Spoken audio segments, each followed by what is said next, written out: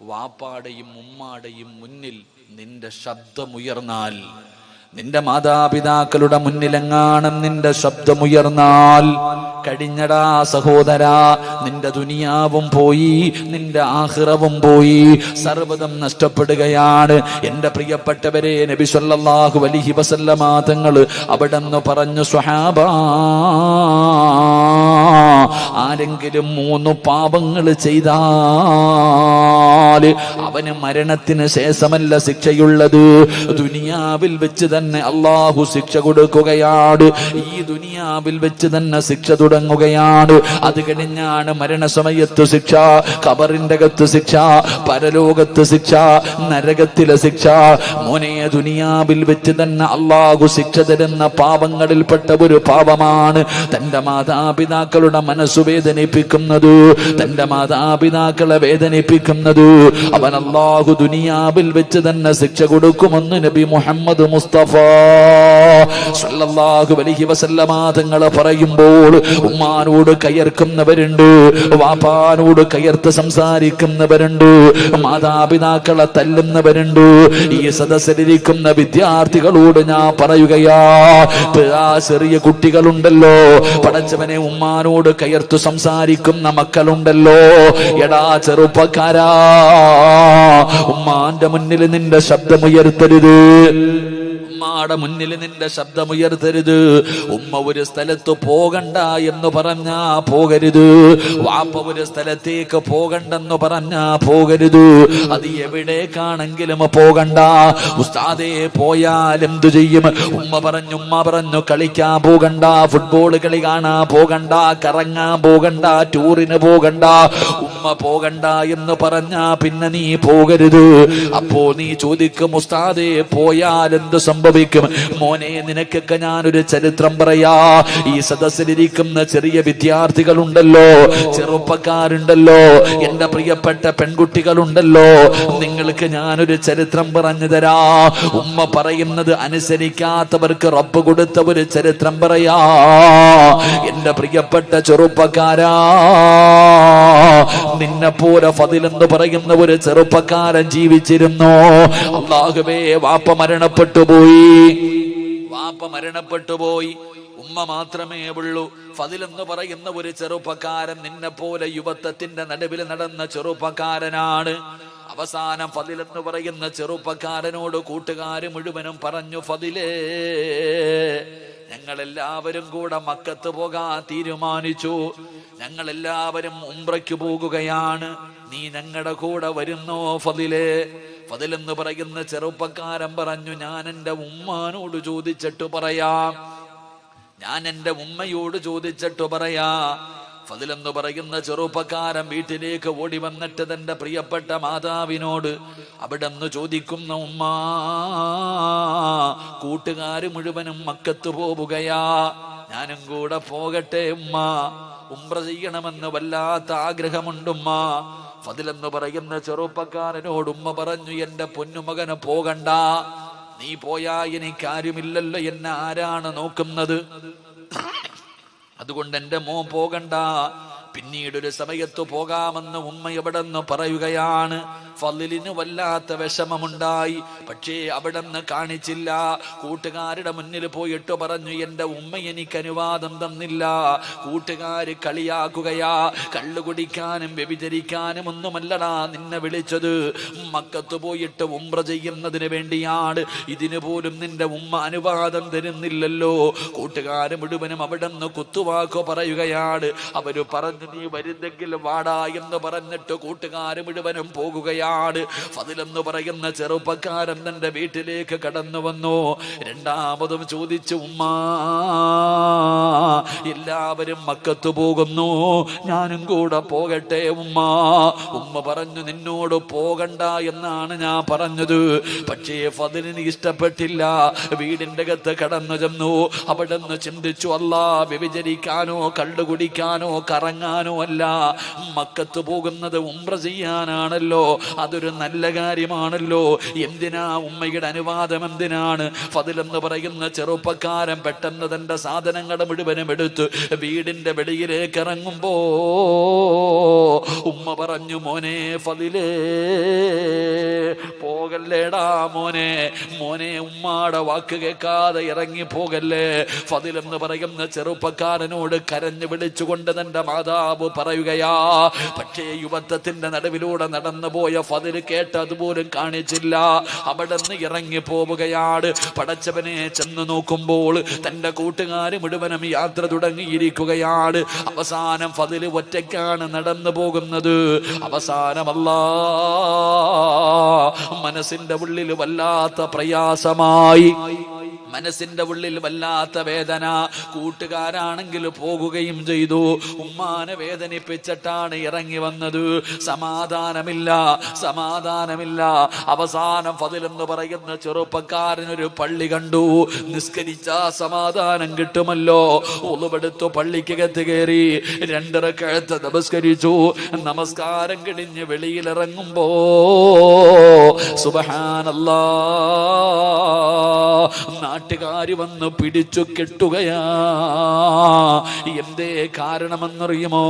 ആ നാട്ടില് വലിയ ഒരു വലിയ മോഷണം നടന്നു. കള്ളനോടി വന്നത് പള്ളിയുടെ ഭാഗത്തേക്കാണ്. യഥാർത്ഥത്തിൽ കള്ളനോടി രക്ഷപ്പെട്ടു. അവര് വിചാരിച്ചു ഫളിലാണ് കള്ളനെന്ന്. എന്നിട്ട് വരുന്നവനും പോകുന്നവനും എല്ലാം തല്ലുകയാണ്. എല്ലാവരും ഫളിലിനെ തല്ലുകയാണ്. എന്നിട്ട് പടച്ചവനെ കൊടുത്ത ശിക്ഷ എന്തെന്നറിയോ? ഇനി ഒരിക്കലും ഇവനെ മോഷ്ടിക്കാൻ പാടില്ല. അവന്റെ കൈ 2 വെട്ടിമുറിച്ചു, 2 കാലുകളെ വെട്ടിമുറിച്ചു, 2 കണ്ണും ചൂടുന്നെടുത്തു. ഒറ്റ ദിവസം കൊണ്ട് സർവ്വതും പോയി. എന്നിട്ട് എല്ലാവരും കള്ള എന്ന് പറഞ്ഞ് കളിയാക്കുമ്പോ ഫദില് വിളിച്ചു പറഞ്ഞു, എന്നെ കള്ള എന്ന് വിളിക്കല്ലേ. എന്റെ ഉമ്മയുടെ വാക്ക് കേൾക്കാത്തതിന് അള്ളാഹു എനിക്ക് തന്ന ശിക്ഷയാ. ഫദിലെന്ന് പറയുന്ന ചെറുപ്പക്കാരൻ കിടന്ന് കരയുകയാണ്. അവസാനം കൈയില്ലാതെ കാലില്ലാതെ കണ്ണില്ലാതെ ഫദിലിനെ കൊണ്ടുവന്ന് തെരുവിൽ വലിച്ചെറിഞ്ഞിരിക്കുകയാണ്. അവസാനം അവിടെ കിടന്ന് രക്തത്തിൽ കിടന്ന് കുളിച്ചുകൊണ്ട് നിലവിളിക്കുകയാണ്, അല്ലാഹുവേ, എന്റെ ദുനിയാവും ആഖിറവും പോയല്ലോ അല്ലാ. അല്ലാഹുവേ, എന്റെ ആഖിറവും നഷ്ടപ്പെടുത്തല്ലേ തമ്പുരാനെ. എനിക്ക് മരിക്കുന്നതിന് മുമ്പ് എന്റെ ഉമ്മാനോട് എനിക്കൊന്ന് പൊരുത്തം ചോദിക്കണം തമ്പുരാനെ. തെരുവിൽ കിടന്ന് യാചിക്കുകയാണ്. വഴിയിലൂടെ പോകുന്ന യാത്രക്കാരോട് ഫളിൽ യാചിക്കുന്നു, അല്ലാഹുവിനെ ഓർത്തിട്ട് എന്റെ ഉമ്മാടെ മുന്നിൽ എന്നെയൊന്ന് കൊണ്ടുപോകുവോ? ഒന്ന് പൊരുത്തം ചോദിക്കാനാ, ഒന്ന് പൊരുത്തം ചോദിക്കാനാ. അവസാനം തെരുവിൽ കിടന്ന് യാചിക്കുന്നത് കണ്ടപ്പോ ഏതോ യാത്രക്കാര് പറഞ്ഞ അടയാളം വെച്ചൊരു വീടിന്റെ മുന്നിൽ കൊണ്ടുവച്ചു. വീടിന്റെ കവാടം തുറന്നൊരു പ്രായമുള്ള ഉമ്മ ഇറങ്ങി വന്നു. അല്ലാ, അവര് ചോദിച്ചു, ഉമ്മ, ഈ കിടക്കുന്ന ചെറുപ്പക്കാരനെ അറിയുമോ ഉമ്മ? പടച്ചവനെ, ഉമ്മ നോക്കുമ്പോ മനസ്സിലാകുന്നില്ല. കൈയില്ല, കാണില്ല, കാലില്ല, രക്തത്തിൽ കുളിച്ചിട്ട് ഒന്നും അറിയുന്നില്ല, ആരാണെന്ന് പോലും അറിയുന്നില്ല. ഉമ്മ പറഞ്ഞു, എനിക്കറിയില്ല, എനിക്ക് മനസ്സിലാകുന്നില്ല. ആ ഉമ്മാടെ ശബ്ദമങ്ങ് കേൾക്കുമ്പോ ഫദിലെന്ന് പറയുന്ന ചെറുപ്പക്കാരന് മനസ്സിലായി അത് തന്റെ ഉമ്മയാണെന്ന്. അവിടെ നിന്ന് വിളിക്കുന്ന ഉമ്മ, ഉമ്മ ഞാനാ ഉമ്മ, ഉമ്മാടെ പൊന്നുമകന് ഫളിലാണുമ്മ. ഉമ്മാടെ വാക്ക് കേൾക്കാതെ ഇറങ്ങിപ്പോയതിന് അല്ലാഹു എനിക്ക് തന്ന ശിക്ഷയാണുമ്മ. അവിടെ നിന്ന് പൊട്ടിക്കരഞ്ഞുകൊണ്ട് നിലവിളിച്ചുകൊണ്ട് പറഞ്ഞു എന്ന് ചരിത്രം പറയുമ്പോ ഇനി പറയടാ, കള്ള് കുടിക്കാൻ പോയതല്ല, വ്യഭിചരിക്കാൻ പോയതല്ല, ഫുട്ബോൾ കളി കാണാൻ പോയതല്ല, സിനിമാ തിയേറ്ററിൽ പോയതല്ല, കൂട്ടുകാരുടെ കൂടെ ഊട്ടിയിലും കൊടൈക്കനാലിലും പോയതല്ല. മോനെ, മക്കത്ത് പോകുന്നത് നല്ല കാര്യമല്ലേ? ഉംറയ്ക്ക് പോകുന്നത് നല്ല കാര്യമല്ലേ? പക്ഷേ ഉമ്മ പോകണ്ട എന്ന് പറഞ്ഞ പോയ ഒരു മകൻ അല്ലാഹു ദുനിയാവിൽ വെച്ച് കൊടുത്ത ശിക്ഷ ഇതാണെന്ന് ചരിത്രം പറഞ്ഞു തരുമ്പോ ഉമ്മാനെ വിറപ്പിക്കുന്ന മക്കള്, മാതാപിതാക്കളുടെ മുന്നിൽ കിടന്ന് വാഴ്ന്നു പറയുന്ന മക്കള്, എന്റെ പ്രിയപ്പെട്ടവരെ, നിങ്ങൾ അവരുടെ മനസ്സു വേദനിപ്പിക്കരുത്. അതുകൊണ്ട് മഹാനായ റസൂലുള്ളാഹി തങ്ങൾ പറയുകയാണ്, ഹാരിസത്ത് ബിൻ നുഅ്മാൻ എന്ന് പറയുന്ന ചെറുപ്പക്കാരന്റെ ജീവിതത്തിൽ ഉണ്ടായിരുന്ന രണ്ടാമത്തെ ഗുണമെന്തെന്നറിയുമോ? ഉമ്മാടെ മുന്നിൽ ശബ്ദമുയർത്താത്ത മകനാ. മൂന്നാമതായിട്ട് അല്ലാഹുവിന്റെ പ്രവാചകൻ അവിടെന്ന് പറഞ്ഞു, ആയിഷ, അല്ലാഹുവിന്റെ റസൂൽ അവിടെന്ന് പറഞ്ഞു, മൂന്നാമത്തെ സ്വഭാവം എന്തെന്നറിയോ? തന്റെ ഉമ്മാനെ കാണാൻ ആരെങ്കിലും വീട്ടിൽ വന്നു കഴിഞ്ഞാൽ, തന്റെ ഉമ്മാനെ കാണാൻ ആരെങ്കിലും വീട്ടിൽ വന്നു കഴിഞ്ഞാൽ അവരിറങ്ങി പോകുമ്പോ കൂടെ ഇറങ്ങി പോകും. ഉമ്മാനെ കാണാൻ വന്നിട്ട് പോകുന്നവരുടെ പുറകെ നടന്നു പോകും. എന്നിട്ട് കയ്യിൽ പിടിച്ച് ചോദിക്കും, ഉമ്മ വല്ല പരാതിയും പറഞ്ഞോ? എന്റെ ഉമ്മ വല്ല പരാതിയും പറഞ്ഞോ? എന്റെ ഉമ്മാന് വീട്ടിൽ വല്ലതും കുറവുണ്ടോ? ഉമ്മ ഒന്നും എന്നോട് പറയാറില്ല, ഉമ്മ എന്നോടൊന്നും പറയാറില്ല. എന്റെ ഉമ്മ വല്ല പരാതിയും പറഞ്ഞെങ്കിൽ പറ, മരിക്കുന്നതിന് മുമ്പ് ചെയ്തു കൊടുക്കാനാ. എന്റെ ഉമ്മ മരിക്കുന്നതിന് മുമ്പ് എനിക്കത് ചെയ്തു കൊടുക്കാനാണ്. അള്ളാഹുവേ, ചോദിച്ച് അറിഞ്ഞിട്ട് ചെയ്തു കൊടുക്കുമായിരുന്നു എന്ന് ചരിത്രം പറയുമ്പോ നിങ്ങളോട് എനിക്ക് പറയാനുള്ളത്, ഉമ്മാനെ കാണാൻ വരുന്നവരുടെ പുറകെ നടന്ന് ചോദിച്ചറിഞ്ഞ് ചെയ്തു കൊടുക്കണ്ട. ഉമ്മ ചോദിക്കുന്നതെങ്കിലും ഒന്ന് വാങ്ങിക്കൊടുത്താ മതി. അള്ളാഹു നമുക്ക് ഈമാ നൽകുമാറാകട്ടെ. മാതാപിതാക്കൾ എന്താണോ ആവശ്യപ്പെടുന്നത്, മോനെ നിന്റെ ഉമ്മയല്ലേ, നിന്റെ വാപ്പയല്ലേ, കൊടുക്കേണ്ടത് അവർക്കല്ലേ പൊന്നുമോനെ. മാതാപിതാക്കൾ ഗുളിക ചോദിച്ചാ വാങ്ങിക്കൊടുക്കാത്തവരുണ്ട്. പടച്ചവനെ, ഒരു ഫർദയുടെ പേരിൽ തല്ലുണ്ടാക്കുന്നവരുണ്ട്. മാതാപിതാക്കളെ പരിഗണിക്കാത്തവരുണ്ട്. എന്റെ പ്രിയപ്പെട്ടവരോട് ഓർമ്മപ്പെടുത്തുകയാണ്, നിന്റെ ഉമ്മയാണ് നിന്റെ വാപ്പയാ. അവരുടെ കാൽച്ചുവട്ടിലാ നിന്റെ സ്വർഗം കിടക്കുന്നത്. അള്ളാഹുവിന്റെ പ്രവാചകൻ സ്വല്ലല്ലാഹു അലൈഹി വസല്ലമ തങ്ങളോട് ഒരു സഹാബി ചോദിച്ചു, നബിയേ, എനിക്ക് ഏറ്റവും കൂടുതൽ കടമ ആരോടാ നബിയേ? റസൂലുള്ള പറഞ്ഞു, ഉമ്മയോടാണ്. പിന്നെ ആരോടാ നബിയേ? ഉമ്മയോടാണ്. പിന്നെ ആരോടാ നബിയേ? ഉമ്മയോടാണ്. പിന്നെ ആരോടാ നബിയേ? വാപ്പയോടാണ്. 3 പ്രാവശ്യവും അല്ലാഹുവിന്റെ പ്രവാചകം പറഞ്ഞു, ഉമ്മ ഉമ്മ ഉമ്മ. കാരണം എന്തെന്നറിയോ? ഗർഭം ചുമന്നതു 10 മാസം തള്ളയാ, പ്രസവിച്ച വേദന തിന്നതും അവർ തന്നെയാ, പാലൂട്ടി നിന്നെ വളർത്തലും അവരാണ്. ഈ 3 കാര്യം ഉപ്പയിൽ ഒഴിവാണ്. ഗർഭം ചുമന്നതുമ്മയാണ്, നൊന്ത് പ്രസവിച്ചതുമ്മയാണ്, പാല് തന്ന് വളർത്തിയതുമ്മയാണ്. അതുകൊണ്ട് ഈ സദസ്സിൽ നിരന്നിരിക്കുന്ന മക്കളോട് പറയുകയാ, പണക്കാരന്റെ മകളെ കിട്ടിയപ്പോ, തൊലിവെളുപ്പുള്ള ഒരു പെണ്ണിനെ കിട്ടിയപ്പോ പെറ്റ ഉമ്മാനെ കണ്ണുനീര് കുടിപ്പിക്കുന്ന മക്കളുണ്ട്. അവർക്ക് നേരെ ചൊവ്വ ഭക്ഷണം കൊടുക്കാത്തവരുണ്ട്, വസ്ത്രം വാങ്ങിക്കൊടുക്കാത്തവരുണ്ട്, മരുന്ന് വാങ്ങിക്കൊടുക്കാത്തവരുണ്ട്. വീടിന്റെ അകത്ത് കിടന്ന് നരകിക്കുകയാ മാതാപിതാക്കള്. എന്റെ പ്രിയപ്പെട്ടവരെ, എങ്കിൽ അല്ലാഹു നിങ്ങൾക്ക് തരുന്ന ശിക്ഷ എന്തെന്നറിയുമോ? മാതാപിതാക്കളുടെ മനസ്സു വേദനിപ്പിക്കുന്ന ഏതെങ്കിലും ഒരു മനുഷ്യനുണ്ടല്ലോ, ഒരു വാക്കുകൊണ്ടെങ്കിലും നിങ്ങൾ ആരെങ്കിലും നിങ്ങളുടെ മാതാപിതാക്കളുടെ മനസ്സു വേദനിപ്പിച്ചിട്ടുണ്ടോ? അല്ലാഹു ഈ ദുനിയാവിൽ വെച്ച് തന്നെ നിനക്ക് 3 ശിക്ഷ തരുമെന്ന് നബി മുഹമ്മദ് മുസ്തഫ സല്ലല്ലാഹു അലൈഹി വസല്ലമ തങ്ങൾ പറയുകയാ. മാതാപിതാക്കളുടെ മനസ്സു വേദനിപ്പിച്ച ഏതെങ്കിലും മക്കള് തല്ലണമെന്നില്ല, ചീത്ത വിളിക്കണമെന്നില്ല, നിന്റെ ഒരു വാക്കുകൊണ്ടെങ്കിലും പെറ്റ തള്ളയെ വേദനിപ്പിച്ചിട്ടുണ്ടോ? ജന്മം നൽകിയ വാപ്പയുടെ മനസ്സിൽ വേദന ഉണ്ടാക്കിയിട്ടുണ്ടോ? മരിക്കുന്നതിന് മുമ്പ് അള്ളാഹു നിനക്ക് 3 ശിക്ഷ തരുമെന്ന് നബി മുഹമ്മദ് മുസ്തഫ സ്വല്ലല്ലാഹു അലൈഹി വസല്ലമ തങ്ങൾ പറയുമ്പോ എന്റെ പ്രിയപ്പെട്ടവരെ ഈ 3 ശിക്ഷ പറഞ്ഞിട്ട് ഞാൻ നിർത്തുകയാണ്. അള്ളാഹു നമുക്ക് ഈമാൻ നൽകി അനുഗ്രഹിക്കുമാറാകട്ടെ.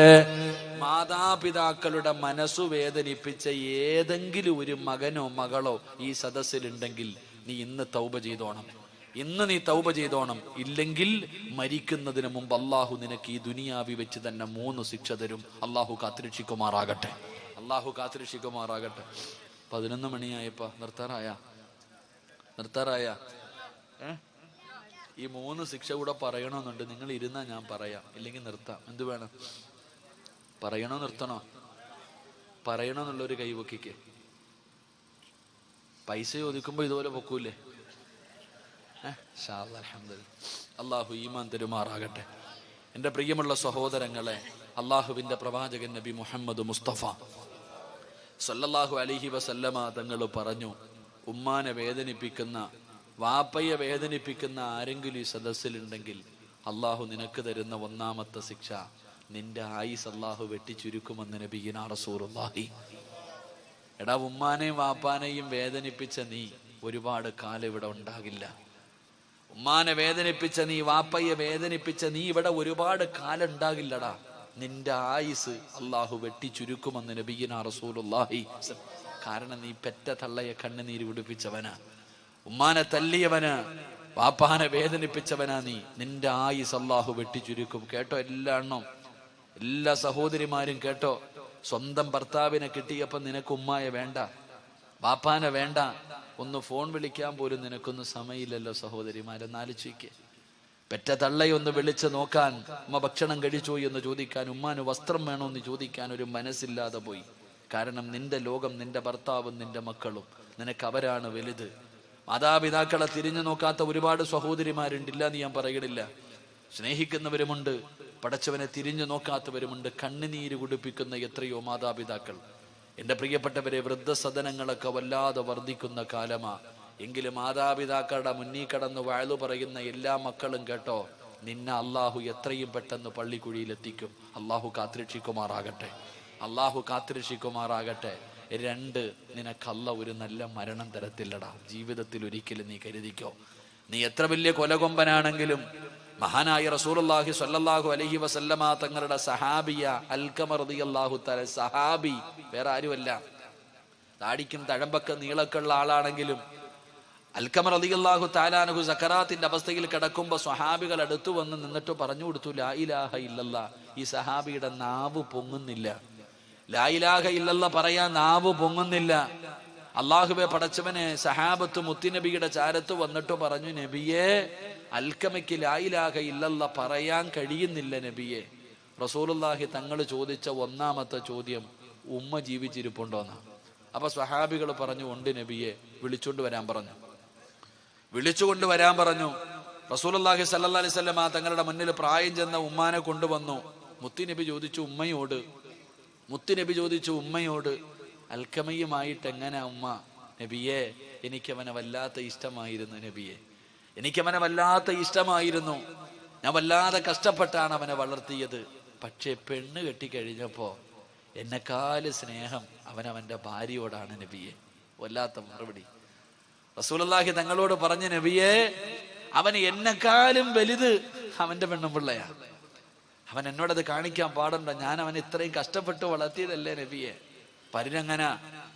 എന്റെ പ്രിയപ്പെട്ടവരെ, റസൂലുള്ളാഹി സ്വല്ലല്ലാഹി അലൈഹി വസല്ലം തങ്ങളോട് പറഞ്ഞു, അവൻ എന്നെക്കാളും അവന്റെ ഭാര്യയെ സ്നേഹിക്കുന്ന നബി. ചരിത്രം പറയുക, തെറ്റിദ്ധാരണയായിരുന്നു എന്നാ പറയണേ. ഉമ്മയുടെ തെറ്റിദ്ധാരണയായിരുന്നു. അള്ളാഹുവിന്റെ റസൂൽ സല്ലല്ലാഹു അലൈഹി വസല്ലം തങ്ങൾ പറഞ്ഞു, ഉമ്മ സക്കറാത്തിന്റെ അവസ്ഥയിൽ കിടക്കുക, ലാ ഇലാഹ ഇല്ലല്ലാ പറയാൻ പറ്റുന്നില്ല ഉമ്മ, ഒന്ന് പൊരുത്തപ്പെട്ടു കൊടുക്ക്. ഇല്ല നബിയെ, എനിക്ക് മറക്കാൻ പറ്റുമോ? ഞാൻ അവനെ അത്രയ്ക്കും കഷ്ടപ്പെട്ട് വളർത്തിയത്, അവൻ എന്നോട് ഇങ്ങനെ ചെയ്യാൻ പാടുണ്ടോ? ഞാൻ പൊരുത്തപ്പെടില്ല. മുത്തുനബി പിന്നെയും പറഞ്ഞു, പെടൂല നബിയെ. പിന്നെയും പറഞ്ഞു, പൊരുത്തപ്പെടും. ഇല്ല നബിയെ. റസൂലുള്ളാഹി തങ്ങൾ പറഞ്ഞു, സഹാബ കത്തിച്ചളഞ്ഞേക്കാൻ പറഞ്ഞു. തന്റെ പൊന്നാര മകനെ കത്തിക്കാൻ പറഞ്ഞപ്പോ ആ ഉമ്മയ്ക്ക് സഹിച്ചില്ല. ആ ഉമ്മ പറഞ്ഞു, നബിയെ, വേണ്ട നബിയെ, അവൻ എത്ര ദ്രോഹം ചെയ്താലും അവൻ എൻ്റെ മോനല്ലേ. അതാ ഉമ്മ. ഞാൻ ഈ അടുത്തൊരു വീട്ടിൽ ബാലിന് പോയപ്പോ, ഭക്ഷണം കഴിക്കാൻ പോയപ്പോ, മക്കളെല്ലാവരും കൂടെ എന്നോട് പറഞ്ഞു, ഉസ്താദെ ഞങ്ങളുടെ ഉമ്മയ്ക്ക് ക്യാൻസറാ ഉസ്താദെ, ഉമ്മയ്ക്ക് അറിയില്ല, ഞങ്ങളുടെ ഉമ്മയ്ക്ക് ക്യാൻസറാ, ഞങ്ങളുടെ ഉമ്മയ്ക്ക് അറിയില്ല ക്യാൻസറാ, വയറുവേദനയാന്നാ ഞങ്ങളൊക്കെ പറഞ്ഞിരിക്കുന്നത്. ഉസ്താദ് ദുആ ചെയ്യണം ഉമ്മയ്ക്ക് വേണ്ടി, പേരൊന്നും പറയരുത്, ഉമ്മയ്ക്ക് അറിയില്ല, ഉമ്മയ്ക്ക് അറിഞ്ഞ മനസ്സ് വേദനിക്കുമെന്ന് കരുതിയിട്ട് ഞങ്ങൾ ആരും പറഞ്ഞിട്ടില്ല. അങ്ങനെ മക്കൾ ഉമ്മാനെ കുറിച്ച് പറഞ്ഞു. എനിക്ക് വലിയ സന്തോഷമായി, നല്ല മക്കൾ. അവസാനം ഇറങ്ങാൻ സമയമായപ്പോൾ ഞാൻ പറഞ്ഞ ഉമ്മാനെ എനിക്കൊന്ന് കാണണം. അങ്ങനെ അവരെന്നെ ഉമ്മാടെ മുന്നിൽ കൊണ്ടുവച്ചപ്പോൾ ഉമ്മ പറഞ്ഞു, മക്കളോടൊക്കെ പറഞ്ഞു പുറത്തു പോകാൻ, എല്ലാവരോടും പറഞ്ഞു പുറത്തു പോകാം. മക്കളൊക്കെ ഇറങ്ങിപ്പോയി. ഉസ്താദെ ആ വാതിലൊന്ന് അടയ്ക്കോ? ഞാൻ വാതിലടച്ചു. എന്നെ അടുത്ത് വിളിച്ചിരുത്തിയിട്ട് പറഞ്ഞു, ഉസ്താദെ എനിക്ക് ക്യാൻസർ ആണെന്ന് എനിക്കറിയാം. എൻ്റെ മക്കൾ അറിയുന്നതിന് മുമ്പേ ഡോക്ടർ എന്നോട് ആദ്യം പറഞ്ഞത് എനിക്ക് ക്യാൻസർ ആണെന്ന്. പക്ഷേ എൻ്റെ മക്കൾ കരുതിയിരിക്കുന്നത് എനിക്കറിയില്ല എന്നാണ്. പക്ഷേ ഉസ്താദ് അവരോട് പറയരുത്, എനിക്കറിയാമെന്ന് എൻ്റെ മക്കൾ അറിഞ്ഞാൽ എൻ്റെ മക്കൾക്ക് സഹിക്കൂല ഉസ്താദെ, പറയരുത്. അതാ ഉമ്മ. അല്ലാഹുവേ പടച്ചവനെ, നിങ്ങളൊക്കെ ഞാൻ ഈ അടുത്ത് നടന്നൊരു സംഭവം. നമ്മുടെ ഉമ്മ ആരെന്നറിയോ? പഠിക്കു സഹോദര. എടാ വയറ്റിൽ ഗർഭിണിയാ. ഹോസ്പിറ്റലിൽ കൊണ്ടുപോയപ്പോൾ ഡോക്ടർ പറഞ്ഞു, ഈ കുഞ്ഞിനെ അങ്ങ് കളഞ്ഞേക്കാം, ഈ കുഞ്ഞിനെ കളയാം, പ്രസവിച്ച ഈ പെണ്ണ് മരിക്കാൻ വരെ സാധ്യതയുണ്ട്. ഭർത്താവിനോട് പറഞ്ഞു കൊടുത്തു, വയറിൽ കിടക്കുന്ന കുഞ്ഞിനെ നമുക്ക് ഉപേക്ഷിക്കാം, ഇല്ലെങ്കിൽ ഈ പെണ്ണ് തന്നെ മരിച്ചു പോകും. ഡോക്ടർ ഭർത്താവിനോട് പറഞ്ഞപ്പോ ഭാര്യ ഡോക്ടറോട് ചോദിച്ച ചോദ്യം എന്തെന്നറിയോ? എൻ്റെ കുഞ്ഞിന് വല്ല കുഴപ്പമുണ്ടോ ഉസ്താദെന്ന് ഡോക്ടറോട് ചോദിക്കുക. എൻ്റെ കുഞ്ഞിന് വല്ല കുഴപ്പമുണ്ട്? എനിക്കെന്ത് വന്നാലും കുഴപ്പമില്ല, എൻ്റെ കുഞ്ഞിനൊന്നും. അതാ ഉമ്മ, അതാ ഉമ്മ. പക്ഷെ നമുക്കതിൻ്റെ വില അറിയില്ല സഹോദര. കെട്ടിയ പെണ്ണിനെ കിട്ടുമ്പോ എടാ ചങ്ങാതി, ജീവിതം എന്ന് പറഞ്ഞാൽ അങ്ങനെ. ചില ഭർത്താക്കന്മാരുണ്ട്, ലാ യദ്ഖുലൂനൽ ജന്ന, ഒരിക്കലും അവൻ സ്വർഗത്തിൽ കിടക്കില്ല എന്ന് നബി മുഹമ്മദ് മുസ്തഫ പറ. നബി മുഹമ്മദ് മുസ്തഫ. ഈ സദസ്സിൽ ഇരിക്കുന്ന ചില ആണുങ്ങളുണ്ട്, അവൻ ഒരു കാലത്തും അള്ളാന്റെ സ്വർഗത്തിൽ കയറൂല. അള്ളാഹു കാത്തിരക്ഷിക്കുമാറാകട്ടെ, അള്ളാഹു കാത്തിരക്ഷിക്കുമാറാകട്ടെ. ആരാന്ന് പറഞ്ഞിരട്ടെ? ഒരു കാലത്തും സ്വർഗത്തിൽ പോകാത്ത ഒരു ഭർത്താവിന് ഞാൻ പറഞ്ഞിരട്ടെ. വേണോ വേണ്ടേ? വേണോ വേണ്ടേ? നീ പെണ്ണ് കെട്ടിയിട്ടില്ലല്ലോടാ. ഒരിക്കലും സ്വർഗത്തിൽ കിടക്കാത്ത ഒരു ഭർത്താവുണ്ട്. ആരെന്നറിയോ? പെണ്ണും പിള്ളയുടെ വാക്ക് കേൾക്കുന്നവൻ, പെണ്ണും പിള്ളയുടെ ഭാര്യയുടെ അടിമയായി കഴിയുന്ന ഭർത്താവ്, അവൻ ഒരിക്കലും സ്വർഗത്തിൽ കയറില്ലെന്ന് നബി മുഹമ്മദ് മുസ്തഫ. എൻ്റെ പ്രിയപ്പെട്ട സഹോദരങ്ങളെ, സത്യമല്ലേ? ചില ആണുങ്ങളുണ്ട് ഉസ്താദെ, ഒരു സൈഡിൽ ഉമ്മ, ഒരു സൈഡിൽ ഭാര്യ. ആണുങ്ങൾ പെണ്ണുങ്ങളൊക്കെ പ്രസവ വേദനയെ കുറിച്ച് വാഴ്ന്നു പറയും. അതിനേക്കാളും വലിയ വേദനയാണ് ഞങ്ങൾ അനുഭവിക്കും. നിങ്ങൾക്കറിയോ? ചില വീടുകളിൽ പടച്ചവനെ വൈകുന്നേരം ജോലി കഴിഞ്ഞ് കഷ്ടപ്പെട്ട് വീട്ടിലേക്ക് കയറി ചെല്ലുമ്പോ ഉമ്മ, എടാ നിന്റെ പെണ്ണുമ്പിള്ള ഉണ്ടല്ലോടാ, അങ്ങനാടാ ഇങ്ങനാടാ. അള്ളാഹുവേ, ഒരു സൈഡിൽ നിന്ന് ഉമ്മ അങ്ങ് തുടങ്ങും. എന്തെങ്കിലും പറയാൻ പറ്റുമോ? ഉമ്മയല്ലേ, മിണ്ടാതെ നിന്ന് കേൾക്കും. അത് കഴിഞ്ഞിട്ട് എങ്ങനെയെങ്കിലും ചോറ് ഉണ്ണാതെ ബെഡ്റൂമിൽ പോയി കിടക്കാൻ വേണ്ടി അങ്ങോട്ട് കയറുമ്പോ ആമിന അവിടെ നിന്ന് തുടങ്ങും. നിങ്ങളുടെ തള്ളയുണ്ടല്ലോ, അള്ളാഹു അലിച്ചേക്കപ്പ. അവിടെ നിന്ന് അവളങ്ങോട്ട് വാഴ്ന്നു തുടങ്ങും. ഈ പാവപ്പെട്ടവൻ ഇരുന്ന് ഉരുക. പടച്ചനെ എന്താ ചെയ്യാ? ഒരു സൈഡിലെ ശൈത്താനും കടലിൽ നടക്കണം എന്ന് പറയണ പോലെ ചില ഗാനങ്ങൾ. എൻ്റെ പ്രിയപ്പെട്ടവരോട് പറയുകയാ സഹോദര, അള്ളാഹു രണ്ട് ചെവി തന്നിരിക്കുന്ന എന്തിനെന്നറിയോ? രണ്ട് ചെവി അള്ളാഹു തന്നിരിക്കുന്നത് ഒന്ന് കേൾക്കാനും ഒന്ന് കളയാനുവാ. അതാ ജീവിതം. നീ വൈകിട്ട് വീട്ടിലേക്ക് കയറി വരുമ്പോ നിന്റെ ഉമ്മ നിന്റെ ഭാര്യയെ കുറിച്ച് 100 കണക്കിന് പരാതി പറയും. എല്ലാം ഒരു ചെവിയിലൂടെ കേട്ട് ആവശ്യമുള്ളത് ഹൃദയത്തിൽ ഇറക്കുക, ബാക്കിയൊക്കെ കളയുക. അത് കഴിഞ്ഞ് ബെഡ്റൂമിൽ ചെല്ലുമ്പോൾ ഭാര്യ നിന്റെ ഉമ്മാനെ കുറിച്ച് 100 പരാതി പറയും. അതും കേൾക്കുക, ആവശ്യമുള്ളത് എടുക്കുക, അല്ലാത്തത് കളയുക. അള്ളാഹു ഈമാൻ തരുമാറാകട്ടെ. അള്ളാഹു നിനക്ക് അയ്യൂബ് നബിയുടെ പ്രതിഫലം തരുമെന്ന് നബി മുഹമ്മദ് മുസ്തഫ. ഭാര്യയുടെ ഇതൊക്കെ ഇങ്ങനെ സഹിക്കുന്ന ഭർത്താവിന് അള്ളാഹു അയ്യൂബ് നബിയുടെ പ്രതിഫലം കൊടുക്കുമെന്ന. പക്ഷേ എൻ്റെ പ്രിയപ്പെട്ടവരെ, നിങ്ങൾ ചിന്തിച്ചു നോക്ക്. പല വീടുകളിലും എൻ്റെ മക്കളോട്, എൻ്റെ സഹോദരങ്ങളോട് പറയാ, എടാ പെണ്ണെന്തും പറയും, നീ അത് ചെയ്യരുത്. നീ ഒരാണാ, നിന്റെ ഉമ്മയാത്, നിന്റെ വാപ്പയാത്. കെട്ടിയ പെണ്ണെന്തും നിന്നോട് പറയും. നീ ആലോചിച്ച് നോക്ക്. അള്ളാഹുവെ പടച്ചവനെ, നമ്മുടെ വാപ്പ, നമ്മുടെ ഉമ്മ രോഗം പിടിച്ചവർ വീടിൻ്റെ അകത്ത് കിടന്നൊന്ന് മൂത്രമൊഴിച്ച, ഒന്ന് കാഷ്ടിച്ച, അള്ളാഹുവേ, ഭാര്യ എന്തെല്ലാം പറയും, ഭാര്യ എന്തെല്ലാം പറയും. നീ ചിന്തിച്ചു നോക്ക്. ബോധമുള്ള ഒരു ഉമ്മ കട്ടിലിൽ കിടന്ന് മൂത്രമൊഴിക്കോ? ഒരല്പമെങ്കിലും ബോധമുള്ള ഒരാള് ബെഡ്റൂമിന്റെ അകത്ത് കിടന്ന് വിസർജിക്കുവോ? തന്റെ വീടിന്റെ അകത്ത് തുപ്പോ? തുപ്പില്ല. ബോധമുള്ളവർ ചെയ്യില്ല.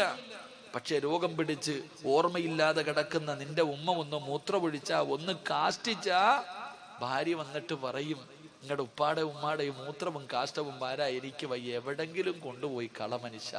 അല്ലാഹുവേ, ഈ പെണ്ണിങ്ങനെ പറയുമ്പോ ആ പെണ്ണിന്റെ വാക്ക് കേട്ടിട്ട് നേരെ ചെന്നിട്ട് ഉപ്പാടെ മുന്നിൽ കിടന്ന് ചാടുന്ന മക്കളുണ്ട്. ഉമ്മാടെ മുന്നിൽ കിടന്നുകൊണ്ട് ഉമ്മാനെ തല്ലുന്ന മക്കളുണ്ട്. എങ്ങനെ കഴിയുന്ന സഹോദര നിനക്ക്? നീ ഇത്രയും കരുണയില്ലാത്തവനായി പോയോടാ. എടാ, ഉമ്മ മൂത്രം ഒഴിച്ചാൽ കഴുകിയ വൃത്തിയാകുമല്ലോ.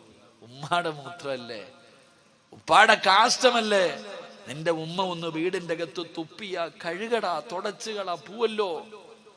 എന്ത് നീ നമ്മളെ കുറിച്ച് ചിന്തിക്കാത്തത് എന്തേ? നിന്റെ ഉമ്മ ബെഡ്റൂമിന്റെ അകത്തുനിന്ന് മൂത്രം ഒഴിച്ചാൽ നിനക്ക് പറ്റണില്ല, നീ എവിടെ കിടന്നാടാ മൂത്രം ഒഴിച്ചേ? ചെറുപ്രായത്തിൽ നിന്റെ ഉമ്മ നിന്നെ ഇങ്ങനെ പൊക്കിയെടുത്തപ്പോ ആ ഉമ്മാടെ ശരീരത്തിലല്ലേ നീ ഒരുപാട് മൂത്രം ഒഴിച്ചത്? നിങ്ങൾ മൂത്രം ഒഴിച്ചല്ലോ, കാഷ്ടിച്ചല്ലോ, ഉമ്മാടെ മുഖത്ത് നമ്മൾ തുപ്പിയിട്ടുണ്ടല്ലോ, ഛർദിച്ചിട്ടുണ്ടല്ലോ. ഉമ്മ എവിടെങ്കിലും പോകാൻ ഒരുങ്ങി കെട്ടി നല്ല വസ്ത്രം ഇട്ടുകൊണ്ട് നിൽക്കണ സമയത്ത് കയറിയിട്ട് മൂത്രം ഒഴിക്കും, കാഷ്ടിക്കും, ഉമ്മാടെ മുഖത്ത് ഛർദിക്കും. എന്നാലും എൻ്റെ മോനേന്ന് കെട്ടിപ്പിടിച്ചിട്ടല്ലേ ഉള്ള ആ പാവം, എടുത്ത് തറയിൽ കളഞ്ഞില്ലല്ലോ, നിന്നെ ഒന്നും കൊന്നു കളഞ്ഞില്ലല്ലോടാ. അത്രയും സ്നേഹിച്ച ഉമ്മാനെ ഉപ്പാനെ നിനക്കിന്ന് അധികം പറ്റി ഒരു തൊലിവെളുപ്പുള്ളവൾ എന്തെങ്കിലും പറയുമ്പോ നീ അവരെ തല്ലാൻ നിൽക്ക, അവരെ കണ്ണുനീര് കുടിക്കുക. ഒരു പെണ്ണിന്റെ വാക്ക് കേട്ടിട്ട് നീ പട്ടിണിക്കിട്ടിരിക്ക. എൻ്റെ പ്രിയപ്പെട്ട സഹോദരിമാരൊക്കെ നല്ലതുപോലെ കേട്ടോ, സ്വന്തം ഉമ്മാനെയും ഉപ്പാനെയും തിരിഞ്ഞു നോക്കാത്ത എല്ലാ പെണ്ണുങ്ങളും കേട്ടോ, നിനക്ക് അല്ലാഹു ഒരു നല്ല മരണം തരത്തില്ലടി ഒരിക്കലും. ഈ ലോകത്ത് നിന്ന് യാത്ര പറയുന്ന സമയം ആര് ലാ ഇലാഹ ഇല്ലല്ലാഹ് പറഞ്ഞു തന്നാലും പറയാൻ നിന്റെ നാവ് പൊങ്ങത്തില്ലെന്ന് നബി മുഹമ്മദ് മുസ്തഫ. ഉറക്കെ പറ, നബി മുഹമ്മദ് മുസ്തഫ. ദുനിയാവിൽ അല്ലാഹു തരുന്ന മൂന്നാമത്തെ ശിക്ഷ എന്തെന്നറിയോ? ഉമ്മാനെ ചീത്ത വിളിച്ചവനെ, ഉമ്മാനെ തല്ലാൻ കൈപൊക്കിയവനെ, ഉമ്മയുടെ മനസ്സ് വേദനിപ്പിച്ചവനെ നീ എഴുതി വെച്ചോ, നീ എഴുതി വെച്ചോ. ഉറങ്ങുന്നവൻ നല്ലതുപോലെ കേട്ടോ, അല്ലാഹു നിനക്ക് ദുനിയാവിൽ തരുന്ന മൂന്നാമത്തെ ശിക്ഷ, നിന്റെ ഉപ്പാനെയോ നിന്റെ ഉമ്മാനെയോ നീ വേദനിപ്പിച്ചിട്ടുണ്ടെങ്കിൽ, ചീത്ത വിളിച്ചിട്ടുണ്ടെങ്കിൽ, അവരെ കണ്ണുനീര് കുടിപ്പിച്ചിട്ടുണ്ടെങ്കിൽ, നീ അവരെ തല്ലാൻ കൈപൊക്കിയിട്ടുണ്ടെങ്കിൽ, മോനെ, നിന്റെ മക്കളും മരിക്കുന്നതിന് മുമ്പ് നിന്നോടത് തിരിച്ചു ചെയ്യുമെന്ന് ആദരവായ പ്രവാചകൻ നബി മുഹമ്മദ് മുസ്തഫ. നീ എവിടെ കൊണ്ട് പഠിപ്പിച്ചാലും നിന്റെ ഉമ്മാനെ തല്ലാൻ നിന്റെ കൈപൊക്കിയിട്ടുണ്ടെങ്കിൽ, നീ എത്ര സ്നേഹിക്കുന്ന മകനാണെങ്കിലും ഒരിക്കൽ നിന്റെ നേരെ കൈപൊക്കിയിരിക്കും. എഴുതി വെച്ചോ. നിന്റെ ഉപ്പയെയും നിന്റെ ഉമ്മയെയും നീ പട്ടിണിക്കിട്ടിട്ടുണ്ടോ? സത്യമായിട്ടും നിന്റെ മാതാപിതാക്കളെ പട്ടിണിക്കിട്ട നിന്നെ നിന്റെ മക്കൾ വിടുവടാ. തിരിഞ്ഞു നോക്കാത്ത ഒരു കാലം, അതിന്റെ വേദന നീ മരിക്കുന്നതിന് മുമ്പ് അനുഭവിക്കും. ഇന്ന് ഭർത്താവിനെ കിട്ടിയപ്പോ വീടിന്റെ അകത്ത് കിടന്ന് നിനക്ക് വേണ്ടി ജീവിച്ച നിന്റെ ഉമ്മാനെ നീ തിരിഞ്ഞു നോക്കുന്നില്ല. വളർത്തിക്കോ നിന്റെ മോളെയും. നാളെ നിന്റെ ഗതിയും ഇതാ, നാളെ നിന്റെ ഗതിയും ഇതാ. എന്റെ പ്രിയപ്പെട്ടവരെ, നീ മരിക്കുന്നതിന് മുമ്പ് നിന്റെ മക്കൾ ഇത് നിന്നോട് തിരിച്ചു ചെയ്യും. അപ്പം നിനക്കറിയാം നിന്റെ ഉമ്മയുടെ മനസ്സ് വേദനിച്ചതിന്റെ വേദന നീയും അനുഭവിക്കും. അള്ളാഹു കാത്തിരക്ഷിക്കുമാറാകട്ടെ, അള്ളാഹു കാത്തിരക്ഷിക്കുമാറാകട്ടെ. അള്ളാഹു സുബ്ഹാനഹു വ തആല, അള്ളാഹുവേ, ഞങ്ങളൊക്കെ ഞങ്ങളുടെ ഉമ്മമാരോട് എന്തെങ്കിലും ചെയ്തു പോയിട്ടുണ്ടെങ്കിൽ നീ പൊറുത്തു തരണേ അള്ളാഹുവേ, നീ പൊരുത്തപ്പെട്ട് തരണേ പടച്ചോനെ. ഞങ്ങളുടെ ഉമ്മാടെയും വാപ്പാടെയും പൊരുത്തം നീ ഞങ്ങൾക്ക് നൽകണേ തമ്പുരാനെ. അള്ളാഹു സ്വീകരിക്കുമാറാകട്ടെ. ഞാൻ വെറുതെ പറഞ്ഞതല്ല, ഞാൻ എൻ്റെ അനുഭവം കൊണ്ട് പറഞ്ഞതാ. ഞാൻ എൻ്റെ അനുഭവം കൊണ്ട്, എൻ്റെ ഉമ്മ ഇങ്ങനെ പറയാറുണ്ട്. എൻ്റെ ഭാര്യയോട് ഒരിക്കൽ പറഞ്ഞു, എൻ്റെ ഉപ്പ എന്നെ ചെറുപ്പത്തിൽ എന്തിനോ തല്ലാൻ വന്നു. എനിക്ക് 5 വയസ്സുള്ളപ്പോ എൻ്റെ ഉപ്പ എന്തോ ഒരു കുരുത്തക്കേട് കാണിച്ചതിന്റെ സമയത്ത് എന്നെ തല്ലാൻ വന്നപ്പോ ഉപ്പാനോട് പറയാൻ പാടില്ലാത്ത ഒരു വാക്ക് ഞാൻ പറഞ്ഞു. ഞാനന്ന് കൊച്ചുകുട്ടിയ, എൻ്റെ ഉപ്പാനോട് പറയാൻ പാടില്ലാത്ത ഒരു വാക്ക് ഞാൻ പറഞ്ഞു. എൻ്റെ പ്രിയപ്പെട്ടവരെ, എൻ്റെ മോൻ സിനാൻ, അള്ളാഹു അവനെ സാലിഹായ സന്താനങ്ങളിൽ പെടുത്തുമാറാകട്ടെ. അവൻ 5 വയസ്സായി. ഒരിക്കൽ നേഴ്സറിയിൽ നിന്നവൻ എൻ്റെ വീട്ടിൽ വന്നു. നേഴ്സറിയിൽ പഠിക്കുന്ന മകൻ എൻ്റെ വീട്ടിൽ വന്നു. എന്തോ ഒരു കാര്യം ചെയ്തപ്പോൾ ഞാൻ തല്ലാൻ വടിയെടുത്തിട്ട് ഒരു തല്ലു കൊടുത്തു. ഞാൻ അവനെ റൂമിലിട്ട് എന്തോ ഒരു കാര്യത്തിന് തല്ലിയപ്പോ ഞാൻ പണ്ട് 5-ാമത്തെ വയസ്സിൽ എൻ്റെ വാപ്പാനെ വിളിച്ചെന്ന് ഉമ്മ പറഞ്ഞ അതേ വാക്ക് അവൻ എന്നോട് തിരിച്ചു പറഞ്ഞു. എൻ്റെ ജീവിതത്തിൽ ഞാൻ അനുഭവിച്ചതാ. ഞാൻ എൻ്റെ ഉപ്പാനെ വിളിച്ച അതേ വാക്ക് അവൻ എന്നെ തിരിച്ചു വിളിച്ചപ്പോ ഞാൻ അവനെ തല്ലിയപ്പോ എൻ്റെ ഭാര്യ പറഞ്ഞു, നിങ്ങൾ പണ്ട് വാപ്പാനെ വിളിച്ചതല്ലേ അവനും വിളിച്ചതെന്ന്. ഇത് ഞാൻ എൻ്റെ ജീവിതത്തിൽ അനുഭവിച്ചതാ, വെറുതെ പറഞ്ഞതല്ല. നീ നിന്റെ ഉപ്പാനോടും ഉമ്മാനോടും എന്ത് ചെയ്തിട്ടുണ്ടോ നാളെ കാത്തിരുന്നോ, നിന്റെ മക്കളും നിന്നോടത് തിരിച്ചു ചെയ്യും. അള്ളാഹുവേ, അങ്ങനെ ഒരു ഗതി ഞങ്ങൾക്ക് നീ വരുത്തല്ലേ പടച്ചവനെ. അള്ളാഹു, അങ്ങനെ ഒരു ഗതി നീ ഞങ്ങൾക്ക് വരുത്തല്ലേ അള്ളാഹ്. അതുകൊണ്ട് എൻ്റെ പ്രിയപ്പെട്ടവരെ, ഹാരിസത്ത് ബിൻ നുഅ്മാൻ എന്ന് പറയുന്ന ചെറുപ്പക്കാരന് അള്ളാഹു ഈ പ്രതിഫലം കൊടുക്കാനുള്ള കാരണം അള്ളാഹുവെ തൻ്റെ മാതാപിതാക്കളെ സ്നേഹിച്ചതിന് അള്ളാഹു കൊടുത്ത പ്രതിഫലമാ. അള്ളാഹു നമുക്കും സ്നേഹിക്കാൻ ഭാഗ്യം നൽകുമാറാകട്ടെ. ആ മാതാപിതാക്കളോടുള്ള കടമകൾ പാലിക്കാൻ അള്ളാഹു നമുക്ക് ഭാഗ്യം നൽകുമാറാകട്ടെ. അതുകൊണ്ട് എൻ്റെ പ്രിയമുള്ളവരെ, ഞാൻ നിർത്തുകയാ. എൻ്റെ പ്രിയപ്പെട്ടവരെ, എല്ലാവർക്കും അറിയാം, ഒരു 4 സെന്റ് വസ്തു ഒരു പാവപ്പെട്ട മനുഷ്യൻ സദക്ക കൊടുത്തു. അൽഹംദുലില്ലാ, അതിൻ്റെ മുകളിൽ ഒരു ചെറിയ പള്ളി കെട്ടി. എൻ്റെ പ്രിയപ്പെട്ടവരെ, ഈ വയല് കഴിഞ്ഞ് എന്തെങ്കിലും കിട്ടിയാൽ ആ പള്ളിയുടെ മുകളിൽ കുറച്ച് കല്ലുവാരി വെച്ച് കെട്ടി എൻ്റെ പ്രിയപ്പെട്ടവരെ ഒന്ന് വാർത്ത് ആൾക്കാർക്ക് നിസ്കരിക്കാനുള്ള ഒരു സൗകര്യം ഒരുക്കി കൊടുക്കണമെന്നാണ് ഈ സംഘാടകരുടെ ആഗ്രഹം. അള്ളാഹു സാധിപ്പിച്ചു കൊടുക്കുമാറാകട്ടെ. അള്ളാഹു സാധിപ്പിച്ചു കൊടുക്കുമാറാകട്ടെ. ഞാൻ നിങ്ങളോടൊരു സദക്ക ചോദിക്കുകയാ. ആരും ഓടണ്ട. കാരണം സദക്ക എന്ന് പറയുന്നത് അള്ളാഹുടെ പള്ളിക്ക് കള്ളുകുടിയന്റെ പൈസ വേണ്ട, പലിശക്കാരന്റെ പൈസ വേണ്ട, അറബിയെ മോട്ടിച്ചുകൊണ്ട് വന്നവന്റെ പൈസ അള്ളാഹ്ക്ക് വേണ്ട. അള്ളാഹുവിന്റെ പള്ളിക്ക് ഹലാലായത് മതി. എൻ്റെ പ്രിയപ്പെട്ടവരെ, ഞാൻ നിങ്ങളോടൊരു സദക്ക ചോദിക്കുകയാ. നിങ്ങൾക്ക് ആർക്കെങ്കിലും കഴിയുമെങ്കിൽ ഇന്നോ നാളെയോ കൊടുക്കണമെന്നില്ല. ഇൻഷാ അള്ളാഹ് ആ മദ്രസ, ആ പള്ളിയുടെ പണി എന്നാണോ തുടങ്ങുന്നത്, ഇപ്പോഴൊന്നും തുടങ്ങൂല്ലല്ലോ അല്ലേപ്പാ? ഇൻഷാ അല്ലാഹ് അൽഹംദുലില്ലാഹ്. ഇപ്പൊ റമളാനൊക്കെ വരിക. അപ്പൊ പിന്നെ അറിയാലോ, സമാധാനത്തോടുകൂടി ആ പള്ളിയുടെ പണി, പള്ളി അള്ളാടതാ. ഞാൻ ചോദിക്കുന്നത് അള്ളാഹ്ക്ക് വേണ്ടിയാ, എനിക്ക് വേണ്ടിയല്ല. പെൺകുട്ടികളെ കെട്ടിക്കാനോ യതീംഖാനകൾക്കോ വേണ്ടിയല്ല ഞാൻ ചോദിക്കുന്നത്, അള്ളാഹുവിന് വേണ്ടി ഞാൻ നിങ്ങളോടൊരു സദക്ക ചോദിക്കുകയാ. ഉസ്താദെ, ഞാൻ കൊടുക്കാം, എനിക്ക് അള്ളാഹ് ആയുസ്സും ആരോഗ്യവും നൽകിയ ഞാൻ കൊടുക്കാം. എൻ്റെ പ്രിയപ്പെട്ടവരെ, അള്ള തരുന്ന പ്രതിഫലം മാത്രം ഞാൻ പറഞ്ഞു തരാം കേട്ടോ. അള്ളാഹു തരുന്ന പ്രതിഫലം ഞാൻ പറയാം. എൻ്റെ പ്രിയമുള്ള സഹോദരങ്ങളെ, എന്തായാലും നമ്മളെല്ലാവരും ഒരു ദിവസം മരിക്കും. ഒരു ദിവസം മരിക്കും. മരണത്തിന് വല്ലാത്ത വേദനയാ എൻ്റെ പ്രിയപ്പെട്ട സഹോദരങ്ങളെ. അതുകൊണ്ടാണ് അള്ളാഹുവിന്റെ പരിശുദ്ധമായ ഖുർആന പറഞ്ഞത് മരണത്തിന് വലിയ വേദനയുണ്ടെന്ന്. മരണത്തിന് വല്ലാത്ത വേദനയാ എൻ്റെ പ്രിയപ്പെട്ടവരെ. കണ്ണു തള്ളി വായിലൂടെ പതയും നൊരയും ഒലിപ്പിച്ച് കിടന്ന കിടപ്പിൽ കിടന്നും മലമൂത്ര വിസർജനം നടത്തിയിട്ടും മുഖം കറുത്തവരായി മരിച്ചു കിടക്കുന്നവർ അള്ളാഹു കാത്തിരക്ഷിക്കുമാറാകട്ടെ. എൻ്റെ പ്രിയപ്പെട്ടവരെ, നിങ്ങൾ ആരും 5 നയാ പൈസ വെറുതെ തരണ്ട. നിങ്ങൾ കൊടുത്താൽ അള്ളാഹു തരുന്ന ഒരു പ്രതിഫലം ഞാൻ പറയാ. മഹാനായ നബി മുഹമ്മദ് മുസ്തഫ സല്ലല്ലാഹു അലൈഹി വസല്ലമ തങ്ങൾ വഫാത്താകുന്നതിന്റെ തലേ ദിവസം റബീഉൽ അവ്വൽ 11 അന്ന് വൈകിട്ട് റസൂലുള്ളാഹി തങ്ങൾക്ക് പെട്ടെന്ന് എന്തോ ഓർമ്മ വന്നു.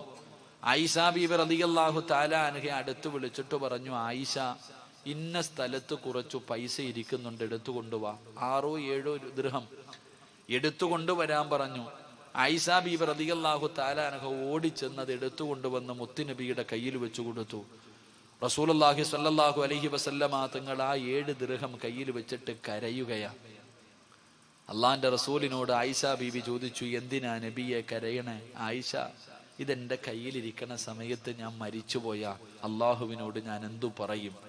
അതുകൊണ്ട് എൻ്റെ കണ്ണടയുന്നതിന് മുമ്പ് നീ ഇത് ആർക്കെങ്കിലും കൊണ്ടുപോയി സദക്ക കൊടുക്ക്. ആയിഷ ബീബി റളിയല്ലാഹു തആല അൻഹ അത് കൊണ്ടുപോയി കൊടുത്തു. എൻ്റെ പ്രിയപ്പെട്ടവരെ, അന്നത്തെ ദിവസം പ്രവാചകന്റെ വീടിന്റെ അകത്ത് വിളക്ക് പോലും കത്തിച്ചില്ല, എണ്ണയില്ലാത്തത് കാരണം. പിറ്റേ ദിവസം റബീഉൽ അവ്വൽ 12 മലക്കുൽ മൗത്ത് അസ്റായീൽ അലൈഹിസ്സലാം അള്ളാഹുവിന്റെ പ്രവാചകന്റെ മുന്നിലേക്ക് കടന്നു വന്നു, റൂഹ് പിടിക്കാൻ തുടങ്ങി. റസൂലുള്ളാഹി തങ്ങളുടെ റൂഹ് പിടിച്ചുകൊണ്ടിരിക്കുമ്പോൾ അള്ളാഹുവിന്റെ പ്രവാചകൻ പോലും വേദന സഹിക്കാൻ കഴിയാതെ അസ്റായീൽ എന്ന് പറയുന്ന മലക്കിനോട് യാചിച്ചു, അസ്റായീലെ, എനിക്ക് വല്ലാതെ വേദനിക്കുന്നു, ഒന്ന് പതുക്കെ പിടിക്കുവോ? അള്ളാന്റെ റസൂല് ചോദിച്ചു അസ്റായീലിനോട്, എനിക്ക് വല്ലാതെ വേദനിക്കുന്നു അസ്റായീലെ, ഒന്ന് പതുക്കെ പിടിക്കുവോ? ആ മലക്ക് പോലും പറഞ്ഞു, നബിയേ, എനിക്കിതിനേക്കാളും മയമായി പിടിക്കാൻ അറിയില്ല നബിയെ. സഹോദര, അള്ളാഹുവിന്റെ റസൂല് പോലും മരണവേദന സഹിക്കാൻ കഴിയാതെ കരഞ്ഞെങ്കിൽ നിന്റെ ഗതി എന്താണെന്ന് നീ ആലോചിക്ക്. എന്റെ ഗതി എന്താണെന്ന് ഞാൻ ആലോചിക്കാം. ഈ ഇരിക്കുന്ന ഓരോ മനുഷ്യനും ആലോചിക്ക്, മരണത്തിന്റെ വേദന നിന്നെ കൊണ്ട് എങ്ങനെ താങ്ങാൻ പറ്റും? അതുകൊണ്ട് സഹോദര, അള്ളാഹു പറയുകയാ, എനിക്ക് വേണ്ടി ആരെങ്കിലും സദക്ക നൽകിയാൽ ഞാൻ അവനൊരു പ്രതിഫലം കൊടുക്കും. അവൻ മരിക്കുന്ന സമയത്ത് വഅബ്ശിറൂ ബിൽ ജന്ന, അള്ളാഹു നിനക്ക് സ്വർഗം കാണിച്ചു തരുമെന്ന് ആദരവായ പ്രവാചകൻ നബി മുഹമ്മദ് മുസ്തഫ ഈ ലോകത്ത് നിന്ന് യാത്ര പറയുന്ന സമയം നീ അള്ളാഹുവിന്റെ സ്വർഗം നിന്റെ കണ്ണുകൊണ്ട് കാണും. വാപ്പാ, ഈ പള്ളിക്ക് കൊടുത്തതിന്, ഈ പള്ളിക്ക് ഒരു ചാക്ക് സിമന്റ് വാങ്ങിക്കൊടുത്തത്, ഈ പള്ളിക്ക് ഒരു കട്ട വാങ്ങിക്കൊടുത്തതിന്റെ പ്രതിഫലം നീ മരിക്കുന്ന സമയത്ത് കാണും. 2, ഈ പള്ളി നിന്നെ മറക്കൂല. ലോകത്തുള്ള സർവ്വ പള്ളികളും നാളെ സ്വർഗത്തിലാ. പള്ളിയെ സഹായിച്ചവനെ പള്ളി സ്വർഗത്തിൽ കൊണ്ടുപോകുമെന്ന് ആദരവായ പ്രവാചകൻ നബി മുഹമ്മദ് മുസ്തഫ സല്ലല്ലാഹു അലൈഹി വസല്ലം. അള്ളാഹു ഈമാൻ തരുമാറാകട്ടെ. ഞാൻ അള്ളാഹിക്ക് വേണ്ടി നിങ്ങളോട് ചോദിക്കുകയാ, നിങ്ങൾ 10,000-വോ 25,000-വോ 50,000-വോ തരണമെന്ന് ഞാൻ പറയുന്നില്ല. ഉസ്താദെ, ഇൻഷാ അല്ലാ ഈ പള്ളിയുടെ പണി തുടങ്ങുന്ന സമയം അള്ളാഹു എൻ്റെ കയ്യിൽ നൽകിയാൽ ഇൻഷാ അല്ലാ ആഫിയത്തും ആരോഗ്യവും എനിക്കുണ്ടെങ്കിൽ ഇൻഷാ അല്ലാ ഈ പള്ളിക്ക് വേണ്ടി ഞാനൊരു സദഖ കൊടുക്കും. അള്ളാഹു ഭാഗ്യം തരുമാറാകട്ടെ, അള്ളാഹു ഭാഗ്യം തരുമാറാകട്ടെ. അതുകൊണ്ട് എനിക്കറിയില്ല, അള്ളാഹിനെ ഏൽപ്പിക്കുകയാ. ഈ ഇരിക്കുന്നവരിൽ സ്വർഗത്തിന്റെ അവകാശി അള്ളാഹിക്കറിയാം. അല്ല തന്നെ തെരഞ്ഞെടുക്കട്ടെ. നിങ്ങൾ പറ 3 സ്വലാത്ത്. സ്വല്ലല്ലാഹു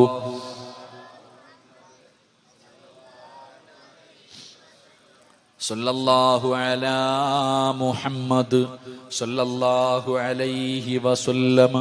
അല്ലാഹുമ്മ സ്വല്ലി അലാ മുഹമ്മദ് യാ റബ്ബി സ്വല്ലി അലൈഹി വസല്ലം.